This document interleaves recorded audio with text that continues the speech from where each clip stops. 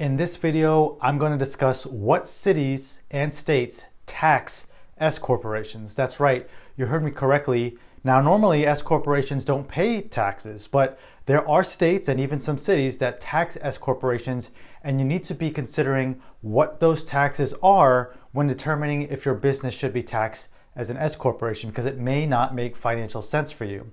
If this is your first time watching, my name is Navi Miraj. I'm a CPA that helps real estate professionals, that's real estate agents, realtors, and brokers around the country, save thousands of dollars in taxes. But if you are not a real estate professional, don't worry, this video applies to you as well. So let me just sort of lay the foundation here. So I recently created a video where I talked about 4 reasons when you should not be taxed as an S corporation. As a quick recap, those reasons were, number 1, you don't make enough profit for the S corporation to make financial sense. The second reason was you have a high-paying W-2 job where you have earnings from, as well as a small business. And when you combine the impact of those together, it doesn't make sense for you to have an S corporation. In fact, it might cost you money. The third reason is the purpose of this video, which is your state or your city taxes S corporations.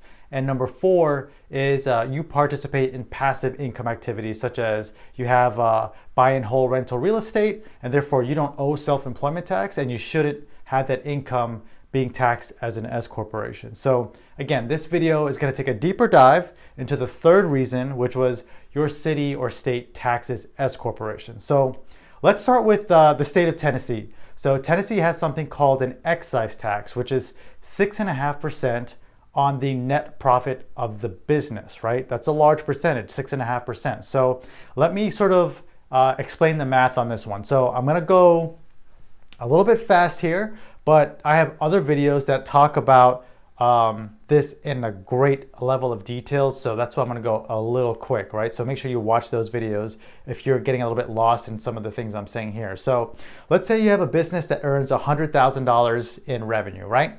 And then you have $25,000 in expenses, leaving you with $75,000 in profit. So the whole S-Corp strategy deals with saving money in self-employment taxes. And if you watch my videos, you know that self-employment taxes are 15.3% of your profit. But if you elect to be taxed as an S corporation, then what's going to happen? Well, you're going to take of this $75,000 in profit, $30,000 of which is going to be paid in a salary, and the remainder, which is the $45,000 here, is going to be taken as a distribution out of the S corporation. So you'll still pay tax on the $30,000 salary of 15.3%. So in this example, you're still paying $4,590 in self-employment tax, but you do not pay any self-employment tax on the $45,000. So in this example, you're saving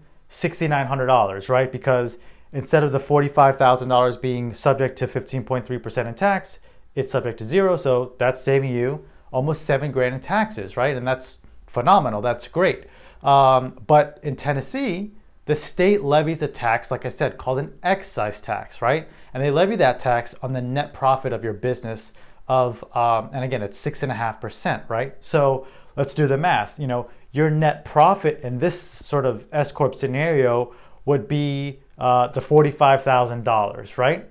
And so this $45,000, let's sort of carry that up here and say, okay, well, I've got to pay 6.5% in excise taxes if I'm in Tennessee, and you know, that's about $3,000 or so, right? So then when you factor in your other costs associated with an S corporation, like your tax prep fees, payroll fees, and other maintenance here, I'm meaning like maybe you have annual maintenance to update the minutes of your S corporation, or you have an annual reporting fee that's due to the state.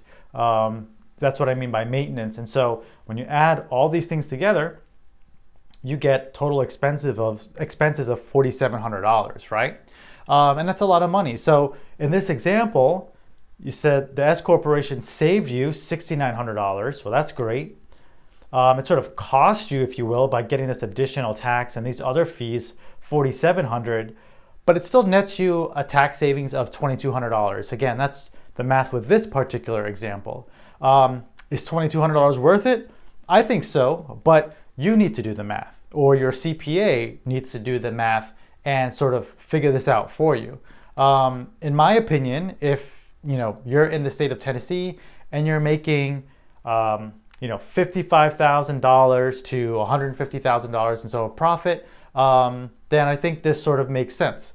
Anything less than that, if you're making less than 55,000 or you're making more than 150,000, this excise tax is going to really eat up any savings you're going to have, and so you probably don't want to do that. So that is Tennessee as an example. There are other states and other cities. So obviously I'm not going to talk about every single state in this video, but New Hampshire is another one. It has something similar to what Tennessee Tennessee has called the New Hampshire corporate tax, and they actually have something else called an enterprise tax. I'm not going to go through all the math like in the example with Tennessee, but basically, if your profit is less than $50,000 or so, I'm not sure it makes financial sense to be an S corporation in the state of New Hampshire. The point is, beware of it. Know that in states like Tennessee and New Hampshire, there are additional taxes, and you need to speak to a tax professional who understands it before just watching YouTube videos and reading blogs on the internet and making the decision on your own. You need to weigh all the factors because it may not make sense for you. Another place is New York City. And I want to clarify here, I'm not talking about New York State, right? When I say New York, I'm talking about specifically New York City. They have a tax around 8 to 9% for S corporations. So in general, I would stay away from S corporations in New York City. It's okay for other parts of New York State, but in New York City, I don't think it's going to be very common for people to have a business taxed as an S corporation there due to it being taxed separately at a rate of almost 9%.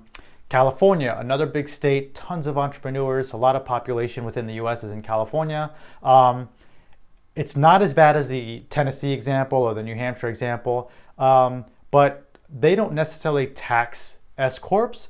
What they have is something called a franchise tax. And so if you form an LLC or you have an LLC taxed as an S corp in the state of California, you're going to pay that franchise tax, and that franchise tax is a minimum of $800. So even if you only earn a few $1,000s in your business, you're going to pay $800 in that franchise tax. And so rather than go through all the math and all that detail, if you're in the state of California, just know that if your business is making less than the $40,000 or so in profit, probably not worth forming an LLC in California unless you want the legal protection, right? If you think you might be sued or you have a high risk business, then maybe it's worth it to pay the cost of having an LLC for the additional liability protection you may get there, but speak with a business attorney. Nor is it worth to form an LLC and have it taxed as an S corp. So I'm saying you could form an LLC and have it taxed as a sole proprietor, right? It's gonna cost $800. Or if you had that LLC and have it taxed as an S corp, or if you form a C corporation in the state of California, you're gonna get that $800 franchise tax. So again, to sum that up, if you're making less than $40,000 in the state of California, may not make sense to have a legal entity unless you, I should say form a legal entity, unless you want that additional liability protection there. So that said, I touched on Tennessee, New Hampshire, New York City, and California. Don't assume that this is an exhaustive list of states and cities that have these impacts, but I think that those are the 3 or 4 places where you really need to consider the impact of your decision, right? I wanted to just sort of mention the major ones here in this video because again, there's so many videos out there promoting the S corporation all over the internet, not just on YouTube, but as you can see, it doesn't always make financial sense. So I hope this was helpful and educates you on some of the cities and states where it may not make financial sense to be taxed as an S corporation. As I mentioned earlier, I produced detailed videos on 3 of the 4 reasons so far on why you may not want to be taxed as an S corporation. So, be sure to watch those and subscribe so you can catch the last video in that series that's going to discuss passive income. And I kind of alluded to where that might fall into play where if you have rental property, investment property, and you have a tenant in there and you're making sort of passive income, then that income should not be taxed as an S corporation. So if you learned something and you're receiving value from this video and the other videos you're watching, please consider subscribing and perhaps even sharing the video with a fellow entrepreneur. I'm sure they can learn something too. If you want to contact me and you're watching this on YouTube, all of my information is in the description below. If you're watching on some other platform, I'm sure if you click the link in my bio or whatever, you'll go straight to my website, which is navimirajcpa.com, and all my videos are there, and there's access to my calendar there as well. So thanks for watching, and I'll see you in the next video.